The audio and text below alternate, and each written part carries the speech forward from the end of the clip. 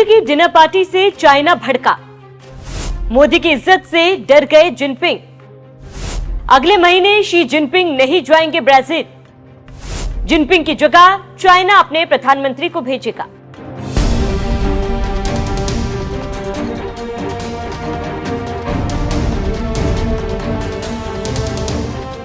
नमस्कार, आप देख रहे हैं एनएमएफ न्यूज और मैं हूं आपके साथ शापनी पटनायक। अगले महीने ब्राजील के रियो डी जेनेरियो में ब्रिक्स सम्मेलन होने वाला है, लेकिन होने से पहले एक डिनर पार्टी को लेकर चीन असहज हो गया है। आप जानते हैं कि ब्रिक्स एक ऐसा मंच है जहां उभरती ताकतें मिलती है और नेता एक दूसरे की मदद, विश्व राजनीति, आर्थिक विकास की बात करते हैं। और जो देश इन सब बातों पर बात करते हैं उन देशों के नाम है भारत, रूस, चीन, ब्राजील और दक्षिणी अफ्रीका। ये देश मिलकर तय करते हैं कि दुनिया की आर्थिक दिशा। लेकिन इस बार ब्रिक्स का मंच कूटनीति का अखाड़ा बन गया है, क्योंकि इस बार केंद्र में है एक डिनर पार्टी। जी हां, अगली ब्रिक्स समिट की भव्य डिनर पार्टी जो रखी गई है भारत के पीएम मोदी की शान में। और इसी बात से चीनी राष्ट्रपति बौखला गए। भारत के पीएम को वीवीआईपी ट्रीटमेंट और हमें कुछ नहीं। इतना ही नहीं, चीन इतना नाराज हो गया कि अब अपने राष्ट्रपति की जगह अपने प्रधानमंत्री को इस सम्मेलन में भेज रहा है। आप जानते हैं कि दुनिया के कई बड़े संगठन हैं जो दुनिया की दशा और दिशा तय करते हैं। उन्हीं संगठनों में से एक है ब्रिक्स, जो हर साल सम्मेलन में नेताओं का मिलना, बैठकें, फोटोशूट और बयानबाजी आम बात होती है। लेकिन इस बार आयोजक देश ने एक अनोखा फैसला लिया। सम्मेलन के एक दिन विशेष रात्रि भोज का आयोजन किया गया और उस डिनर की थीम ही रखी गई भारत और पीएम नरेंद्र मोदी के सम्मान में।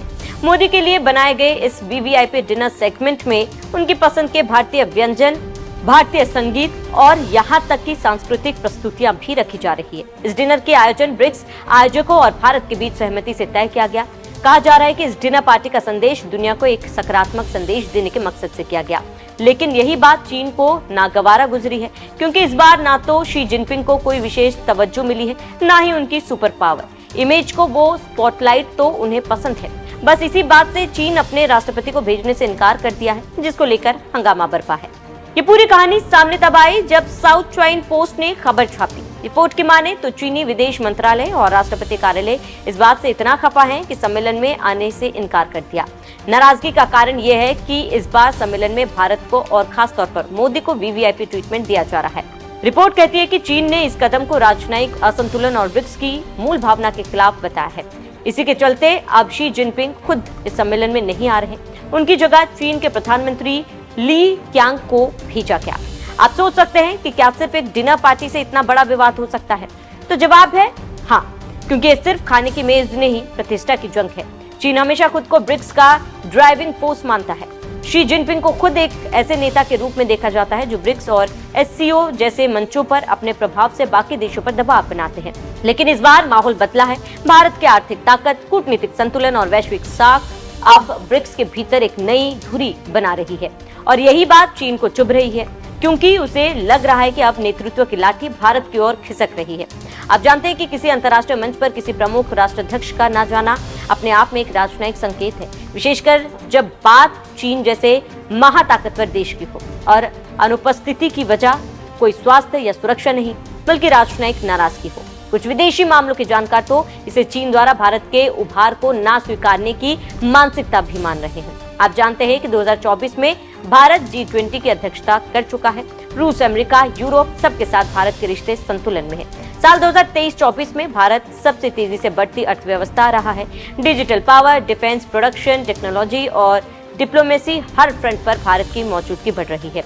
और यही सब चीजें ब्रिक्स जैसे मंच पर भारत को एक नया ग्लोबल लीडर बना रही है। अब चीन को लगता है कि भारत सिर्फ साथी नहीं, प्रतिद्वंदी बनता जा रहा है, जो उसके इकलौते एशियाई ताकत होने के दावे को चुनौती दे रहा है।